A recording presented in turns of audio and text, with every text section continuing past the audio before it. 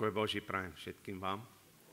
Dovoľte, aby som prinesol srdečný pozdraví zo Severného Macedónska. Moja manželka a ja sme boli 10 dní v Macedónie, tak sme mali príležitosť slúžiť v zboroch. Aj niektoré rodiny sme navštívili. A tak vám prinášame srdečný pozdrav z Macedónska.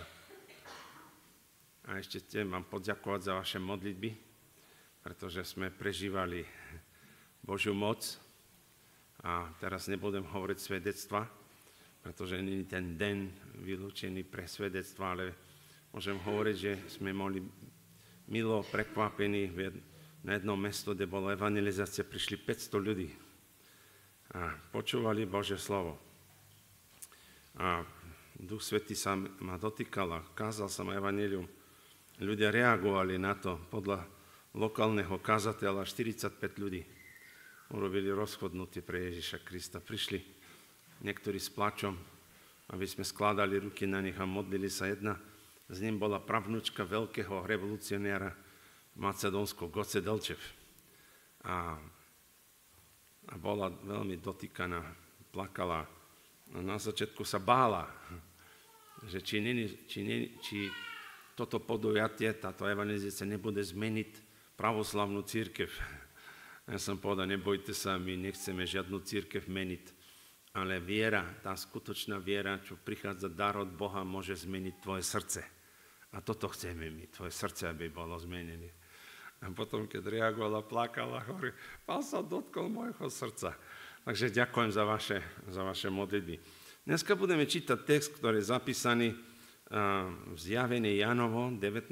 kapitola, 20. verš, potom 20. kapitola, 10. verš, 14. a 15. verš. Z úcty Božieho slova prosím vás, aby sme povstali.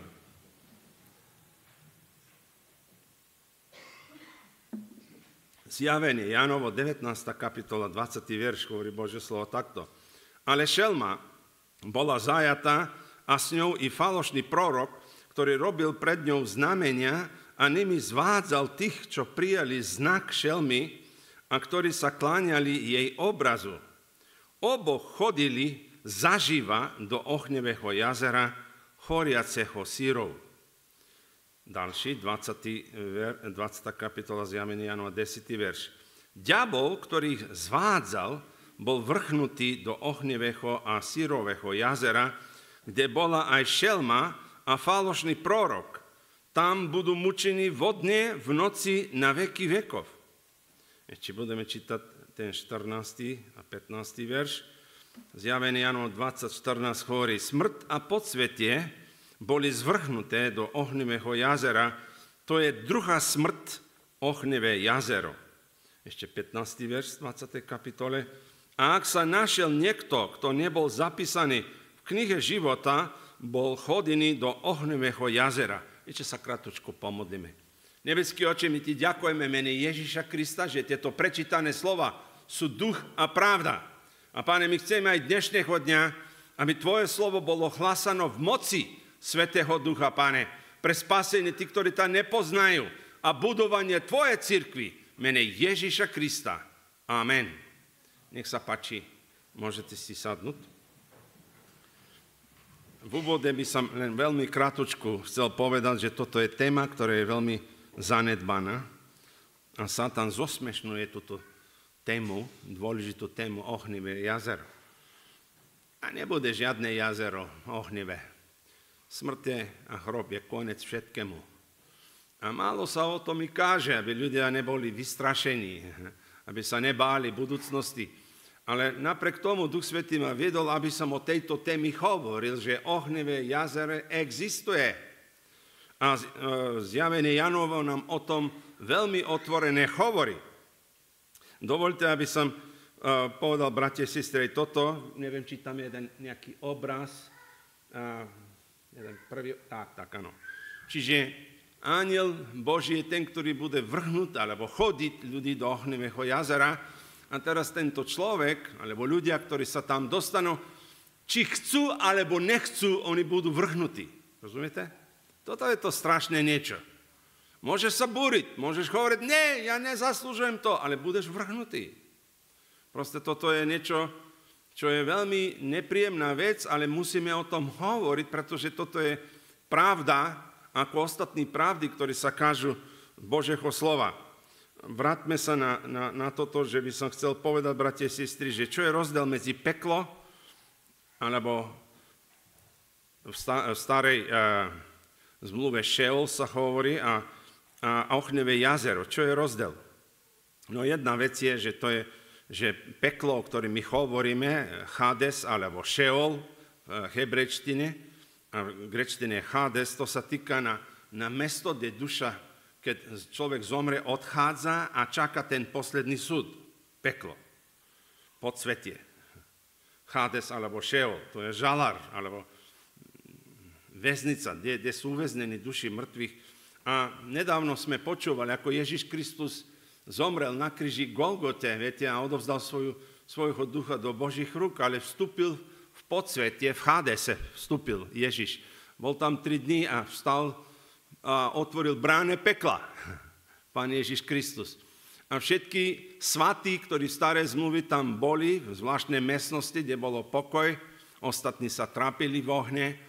A toto mesto, nemohli oni odísť do Božej prítomnosti, až kým Ježiš Kristus nezaplatil tú cenu pre náš hriech. A keď toto spravil, a preto povedal na kríži Golgote, je dokonané. No, pravda bola uspokojená. Ježiš platil svojou krvou a preto otvoril potom bráne pekla a svatých odišli do Božej prítomnosti. On bol prvorodiny z mŕtvych a potom cirkev, svatí odišli do Božej prítomnosti. Ale to peklo, ktoré teraz je a ešte stále neveriaci duši tam odchádzajú, a trápia sa a vedia, že ich čaká súd, vedia, že ich čaká ohňové jazero.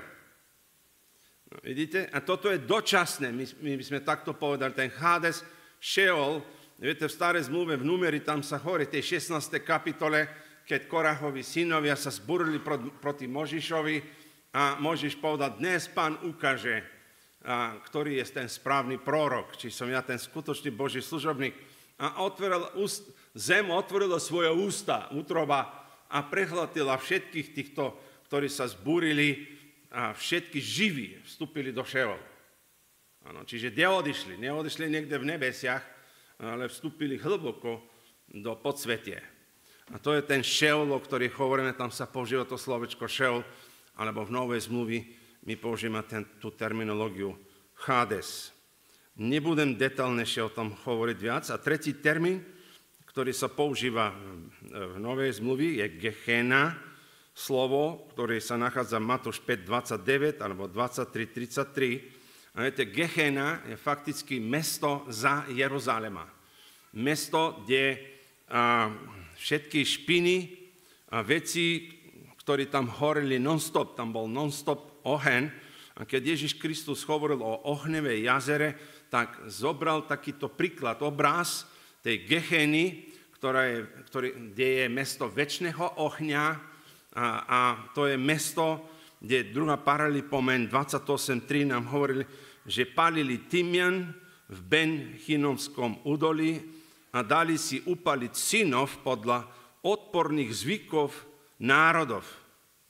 V údolí Ben Hinnom dal synov previesť cez oheň a vykonal veštby, čáry a zaklinania. 2. Paralipomen 33.6. To je to údolie, ktorí takéto hnusné veci robili kráľovia v minulosti, že pálili svoje deti bohom, ktorí uctievali vtedy. A Ježiš v Novej zmluvi pripomína, tá Gehenna je obraz tohto ohňového jazera. Čiže Hades, ten termín, rozdiel od Gehenna, Hades je dočasné mesto, kde duša ide, samozrejme veľa rokov tam sa to čaká, až kým príde Boží súd, ale Gehenna sa týka vecí po Božieho veľkého, strašného súdu, kde večné duša, to telo a duch, to oslavené telo, nové telo bude potrestané na veky vekov. To je ten rozdiel. Ale vráťme sa, to, čo by som chcel teraz dnešného dňa dať väčší. Ešte jeden termín by som chcel spomenúť, ktorý sa používa v Novej zmluvi, a to je slovo tatáro v gréčtine. A toto iba jeden raz sa spomína, kde je 2. Petrova 2.4, kde hovorí, veď Boh neušetril ani anjelov, keď zhrešili, ale ich uvrhol sputaných do temnoty podsvetia, aby tam boli strážení, až pokým nepristúpia pred súd. Čiže Peter hovorí o tých anjelov, ktorí obcovali so ženmi a ženy im rodili deti, viete, to sú také obrov a tak ďalej. Ale nechcem teraz o tejto téme hovoriť, len chcem hovoriť, že títo anjeli, ktorí zhrešili proti Bohu a urobili to, čo spravili, sú potrestaní a uväznení v priestore Tatáro, to je podsvete, kde sú uväznení a čaká ich ten Boží súd, keď Pán Boh ich bude odsúdiť. No to je tá terminológia v Biblii. Ale teraz vráťme sa, bratia a sestry, na jedna dôležitá vec. A toto je, ako vyzerá v pekle alebo v Hadese. My vieme, že Luka 16. kapitola nám hovorí, ako bohač sa trápil a Lázar bol v krydlo Abrahámovi v pokoji. A skutočne to je mesto, ktorý ten bohač potom chcel sa dostať z tejto priestory, chcel trošku, aby jeho pery boli namočení vodou, jeho jazyk, lebo sa veľmi trápil, tak Ježiš o tom hovorí, vizuálne, ale to je realita. To je skutočnosť. Čiže sú ľudia, ktorí tam všelijaké výklady dávajú, že to je len nejaké podobenstvo, nejaký si obraz, není to realita. Ale dovolte, aby som povedal, že Ježiš o peklo veľmi hovoril. A boli by sme možno potrebovať niekoľko kázni, aby sme vyčerpali, čo Ježiš učil o pekle. Ale moja úloha dnešného dňa bude len z Evanjeliu Matúša, aby som 13 pravdy povedal o pekle. Čiže je to strašné, toto mesto, nikoho nechcem strašiť a plášiť, ale je toto reálne mesto a na poslednom súde neveriacich budú privedení, ako sme čítali, a budú odsedení a vychodení do ohnivého jazera. Čiže ohnivé jazero je tá druhá smrť. Duchovné telo budeme mať, duša a duch, a to bude večne chorieť a večne oddelené od Boha. A peklo, Hades a Šeol je niečo dočasné, až kým nepríde Boží súd. A teraz chcel by som povedať, že napriek tomu Satan sa snaží, aby mnohí ľudia dneska neverili, že existuje duchovná smrť, druhá smrť, nielen fyzičná, ale aj duchovná smrť. Ale existujú veľa argumentov, že ohnivé jazero existuje. Pán Ježiš Kristus o tom hovoril. O chvíľu budeme čítať 13 princípy, 13 pravdy, ktorí hovoria o ten Hades aj samozrejme Gehenna, ohnivé jazere.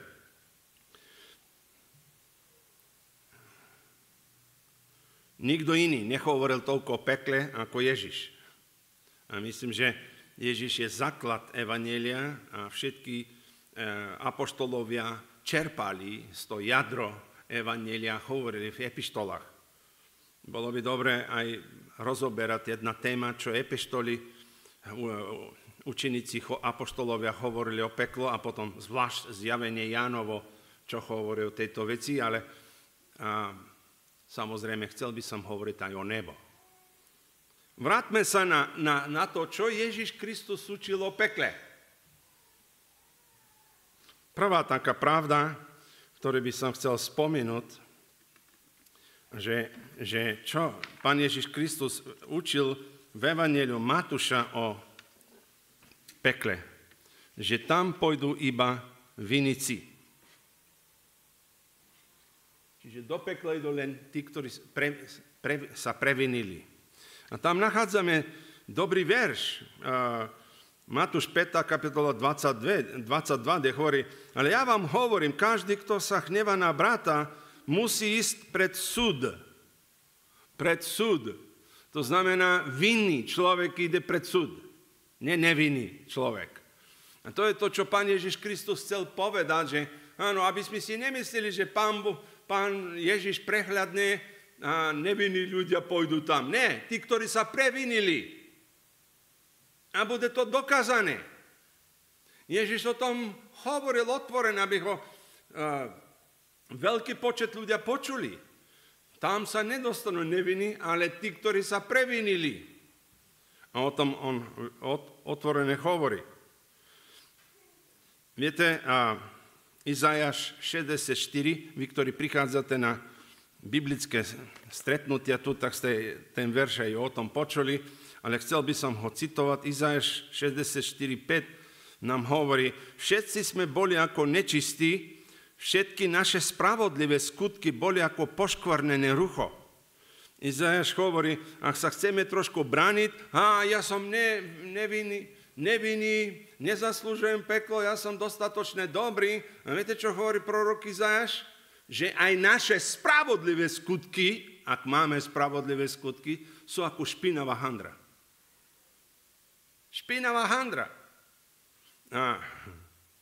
Čiže ani žiadne naše dobré skutky nás nezachránia, lebo je napísané, všetci sme zvedli ako listie, naše viny nás odnášali ako vietor. Izaiáš je evanjelista v starej zmluvi a on nám otvorene hovorí, že nikto so svojimi dobrými veciami, že bez viny, nedostane sa tam. Čiže každý, ktorý je vinia, podľa Izaiáša hovorí, že všetky máme tento problém. Nikto nemôže svojou zásluhou vstúpiť do neba. Rímanom 3:23 hovorí, že máme vážny problém, bratia a sestry. A to je, lebo všetci zhrešili. Slovo všetci znamená všetci. Zhrešili a nemajú Božiu slávu. Ale ako Pán Ježiš Kristus riešil tento problém, že predsa niektorí nepôjdu do pekla. 1. Petrova 3:18 hovorí, veď aj Kristus trpel raz navždy za hriechy, spravodlivý za nespravodlivých, aby vás privedol k Bohu. Bol usmrtený v tele a oživený v duchu. To znamená, že iba skrze obety baránka Ježiša Krista môžeme byť ochránení z tohto súdu. Spasený znamená spasený aj z pekla a z ohnivého jazera. Toto slovo je všeobecné, týka sa aj z toho, čo nás nič neuspokoje, týka sa z Hadesa, týka sa z Božieho súdu, ale aj z ohnivého jazera môže nás zachrániť iba baránok Ježiš Kristus, jeho obete, jeho krv na kríže Golgoty. Toto je riešenie, ktoré Boh dal. Niektorý človek dal, ale Boh dal toto riešenie pre človeka, aby sa nedostal do pekla. To je radosná správa evanjelia, bratia a sestry. Že nie, čo my robíme, ale to, čo urobil Ježiš na kríže Golgote. Macedónsku som kázal o tom, není podstatné okolo krku nosiť drevený kríž, streborný alebo zlatý kríž. To ta nezachráni. Ani ten drevený kríž, na ktorý visel Ježiš Kristus, ta nezachráni. Ale to, čo Ježiš spravil na kríže Golgote, je podstatná vec. To, že zomeral, trpel kvôli teba, nosil trnovú korunu a zaplatil cenu svojou krvou. A to môže nás zachrániť. Dobre, ideme na druhý, prosím, média. Bratia, ktorí pracujú, áno, peklo je skutočné miesto. Áno, Matúš 5. kapitola 29. a 30. verš nám o tom veľmi Pán Ježiš Kristus otvorene hovorí. Hovorí, ak teda pravé oko zvádza na hriech, vylúb ho a odchod od seba. Je pre teba totiž lepšie, ak zahynie jeden tvoj úd, ako keby celé tvoje telo bolo uvrhnuté do pekla. A ak ta zvádza na hriech tvoja práva ruka, otni ju a odchod od seba. Je pre teba totiž lepšie, aby zahynie jeden tvoj úd, ako keby celé tvoje telo prišlo do pekla. Áno, Pán Ježiš Kristus hovorí, že naše údy nás zvádzajú, či to oko, ruka, noha, nás zvádzajú na hriech a lepšie, aby tie údy boli odseknuté od nás, aby sme sa dostali do neba a nie do pekla. Takže Ježiš o čom hovorí? Hovorí o tejto dôležitej pravdy, že peklo existuje. Je to realita. A darmo ľudia sú naladení, pretože sú hrešní, viac počujú klamstvo ako pravdu. A moja tužba je, drahá dušo, aj vy, ktorí pozeráte ma cez médiá, aby ste otvorili svoje uši. Nie te telesné, nie to, čo Satan chce, aby sme počúvali klamstva, ale pravda, lebo Písmo Sväté hovorí, poznáte pravdu a pravda vás vyslobodí. Čiže tu Ježiš veľmi otvorené hovorí, ešte aj v Matúš 18. kapitola 8. a 9. verš hovorí, ak tá zvádza tvoja ruka, alebo noha, otni ju a odchod od seba, lepšie ti bude vojsť do života okyptený alebo chromý, ako byť chodený s obama rukami alebo obama nohami do večného ohňa. A ak tá zvádza na hriech tvoje oko, vylúb ho a odchod od seba, lepšie ti bude vojsť do života s jedným okom, ako byť chodený s obama očami do ohňového pekla. Niektorí možno teraz aj doslovno sa chytajú tie veci a viete, v moslimskom svete za hriech sa aj ruka seče. A keď to spravíme a zmeníme človeka, že človek bude iný potom, ne? Ale mnohí ľudia sa dostali aj do väznice a nejaké údy im boli odseknuté, ale ich srdce nebolo premenené. Takže tu sa nemyslí, že toto musíme robiť. Ale Ježiš hovorí o dôležitosti, o realite pekla a preto spomína takéto príklady. Ideme na tretia pravda. Mnoho je tých ľudí, ktorí pôjdu do pekla. Mnoho je tých, ktorí pôjdu do pekla. A preto Pán Ježiš Kristus Evangelium Matúša dáva výzvu a táto výzva platí pre všetky nás, bratia a sestry. A tam je napísané, vchádzajte tesnou bránou, veď prestraná brána a široká cesta vedú do záhuby a mnoho je tých, čo ňou vchádzajú. Do života vedie tesná brána a úzka cesta a málo je tých, čo ju nachádzajú. Áno, dvere určujú, kam budeš. A nemôžeš byť aj vnútri, aj vonku. Ježiš povedal, ja som dvere. Áno. A musíš vstúpiť cez Krista do Božej prítomnosti. Pretože ak si vonku, alebo myslíš, že si vnútri, to sa nedá. Ty buď si vonku, alebo si vnútri a nemôžeš stať nad dvermi. Mnohí Židia v tom čase stali nad dvermi a nevedeli sa rozhodnúť vstúpiť. Aj stáť na dvere neznamená, že si vnútri. Musíš sa rozhodnúť vstúpiť do mesta bezpečia. Tak ako v starej zmluvi bol korab a boli dvere. A to bol Boží plán pre spasenie tohto sveta. A ľudia počúvali, že príde súd Boží, ale neverili. Nevstúpili cez dvere do kora Božej milosti. Áno? A Boh im dal dostatočné 120 rokov, aby ľudia uverili a utekali preč zo súda Božieho a vstúpili iba cez dvere, človek sa mohol dostať do spasenia. A v Novej zmluve nachádzame korab milosti Božej, ale sú jedné dvere, ako môže vstúpiť, pretože hriech je ako veľký múr, ktorý nás oddelil z Božej prítomnosti. A my nemôžeme sa približiť Bohu, nemôžeme preliesť alebo preskočiť hriech ako veľký múr. A preto Boh spravil dvere, cestu, ako môžeš sa navrátiť k nemu. A tieto dvere sú Ježiš Kristus. Áno, len skrze neho prekonáš hriech. Tá špinavá handra, ktorá aj naše spravodlivé skutky sú špinavé a hrešne a môžeme sa jedným spôsobom približiť Bohu. A tak dvere určujú a cesta určuje, kam pôjdeš. Je široká brána a široká cesta. Áno, to je ľahko vstúpiť cez širokú bránu. Ľahko je chodiť na tú širokú cestu, ale drahá duša, to tá vedie do zahynutia.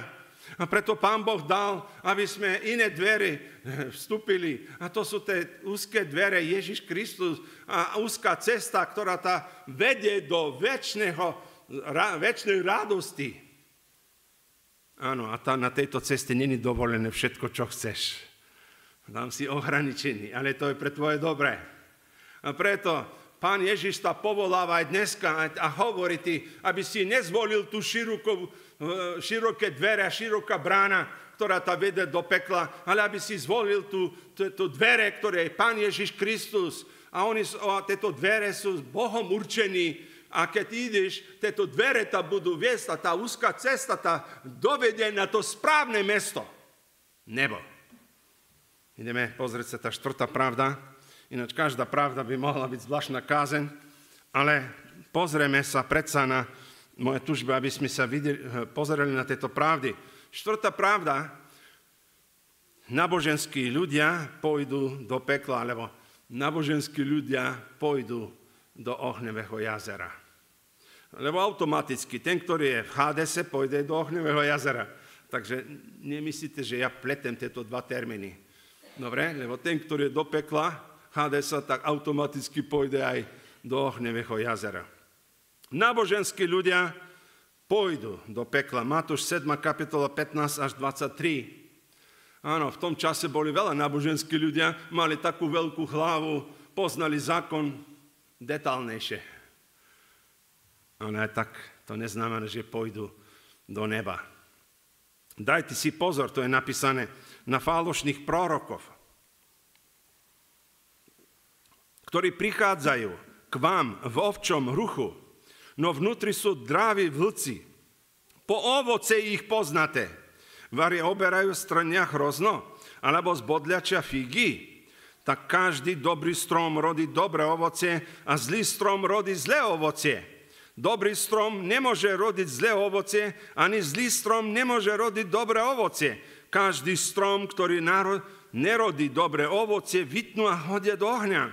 Po ich ovoce ich teda poznáte, nie každý, ktorý mi hovorí, Pane, Pane, vojde do nebeského kráľovstva, ale iba ten, kto plní voľu môjho Otca, ktorý je v nebesiach.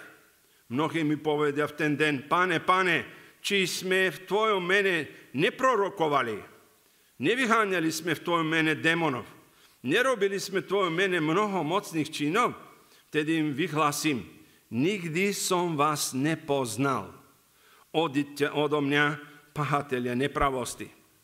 A viete, čo je tu také paradoxné? Není podstatné, či vy máte informácie o Bohu.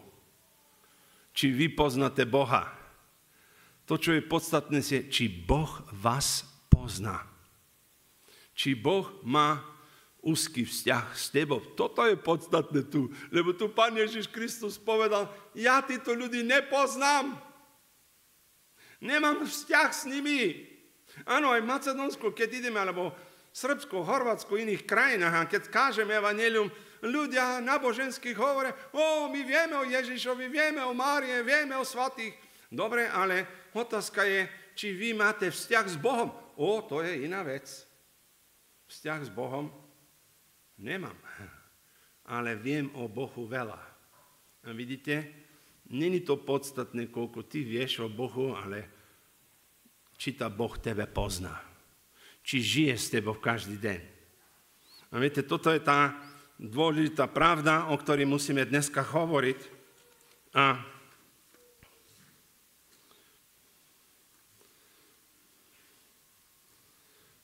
pätá vec je, peklo je mesto tmy.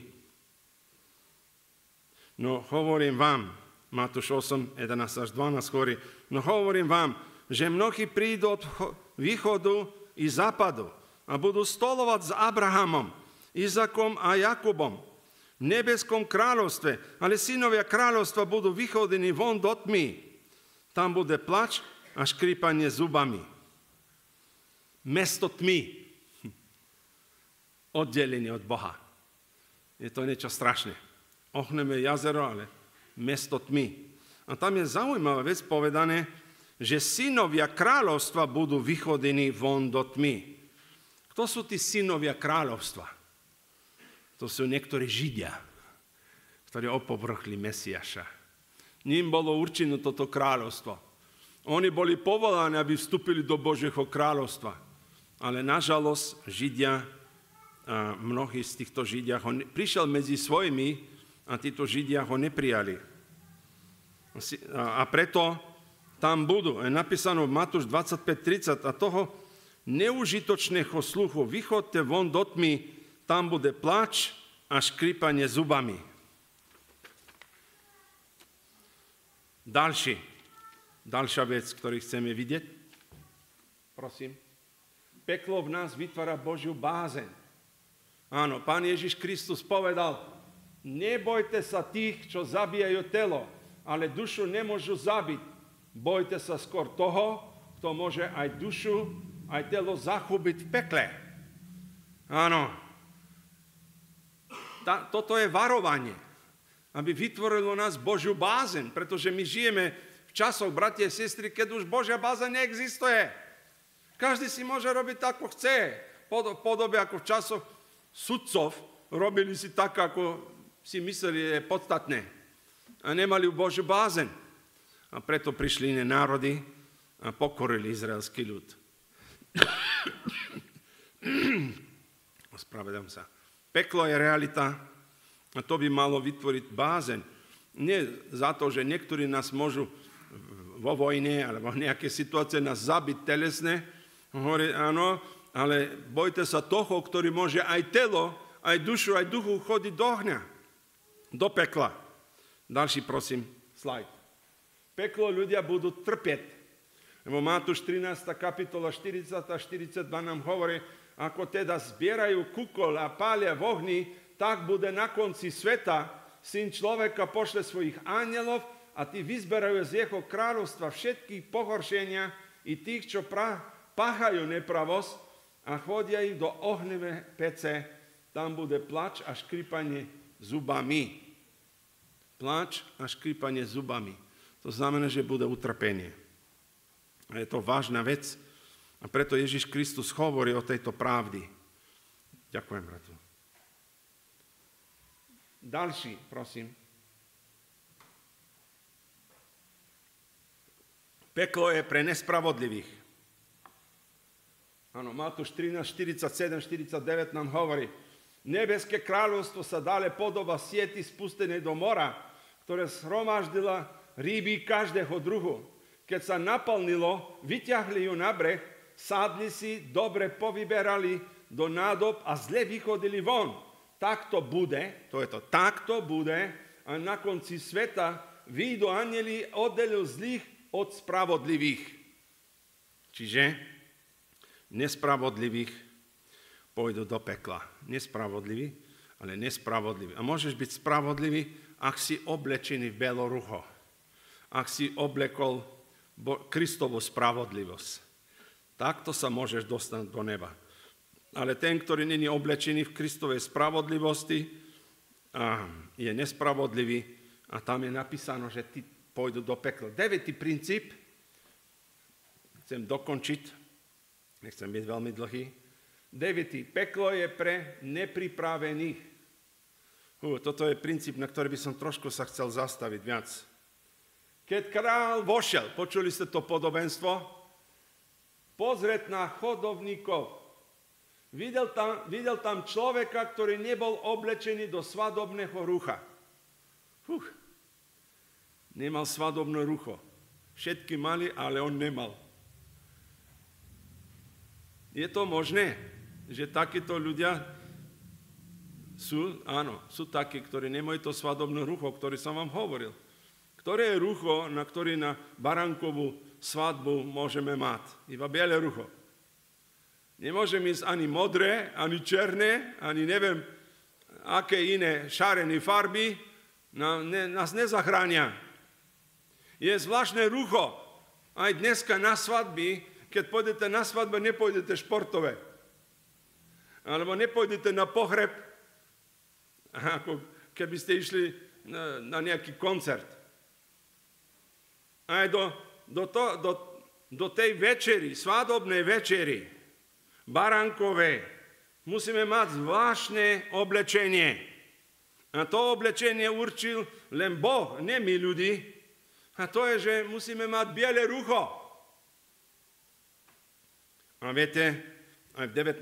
kapitole Zjavenia Jánovo nám o to hovorí, že cirkev má ten čistý biely lan, ktorý takto môžeme ako nevesta sa pripravuje na tú svadbu, ona nemôže mať nejakú škvrnu, ona musí mať čistý biely šaty.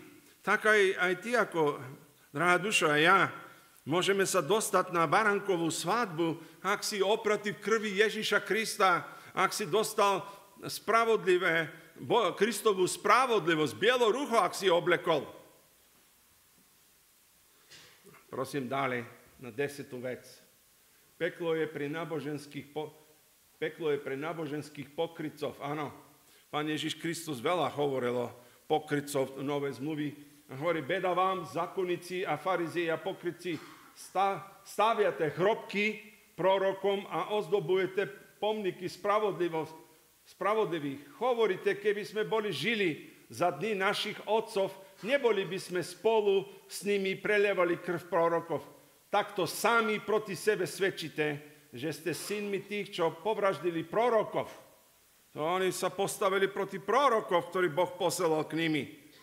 A dovršte teda mieru svojich otcov, chady, vreteničie plemeno, ako uniknete odsudzeniu do pekla. Viete, Ježiš im hovorí, vy veľakrát ste ako pohár, ktorý sa snažíte zvonka pekne očistiť. A Ježiš hovorí, ale vy očistíte najprv vnútri pohár a potom aj zvonku, ale vy robíte opak, zvonku perete, očistujete pohár, ale vnútra je špinavý. Aj vaše chrobky zvonku vyzerajú nádherne, veľmi dobre si sadnúť tam a trošku v pokoji tam si sadnúť, stroviť nejaký čas, ale vnútra, čo je? A takto vyzerajú ľudí náboženských pokrytcov. Dále 11. pravda. O chvíľku končíme. Peklo príde neočakávané. Náš život, ty si, drahá dušo, ako list. Dnes si, a zajtra nejaký vietor, burka príde a môže spadnúť zo stromu. Náš život rýchlo prejde. Nemyslí si, ak si mladý, večne budeš mladý. Život rýchlo prejde. A Ježiš príde neočakávané. A neočakávané tam mnohí ľudia prídu do pekla a preto je čas, máš dosť času sa pripraviť, neísť do toho miesta. A preto je dôležité si vybrať správne dvere a správnu cestu. A to si mudrý, ak si to spravíš ešte, keď si na tejto zemi, aby si išiel cez úzkou cestou a úzke dvere. Lebo Ježiš príde neočakávané, Pán toho sluhu príde v deň, keď to nečaká. A v hodinu, o ktorej sa nenazdá. Rozplotí ho a dá mu podiel s pokrytcami. Tam bude pláč a škrípané zubami. Vidíte, aj pápež neočakávano odišiel. Aj mnohí lekári, ktorí si myslia, že oni majú vedu, poznajú lieky, áno, ale mnohí odišli. Neočakávano.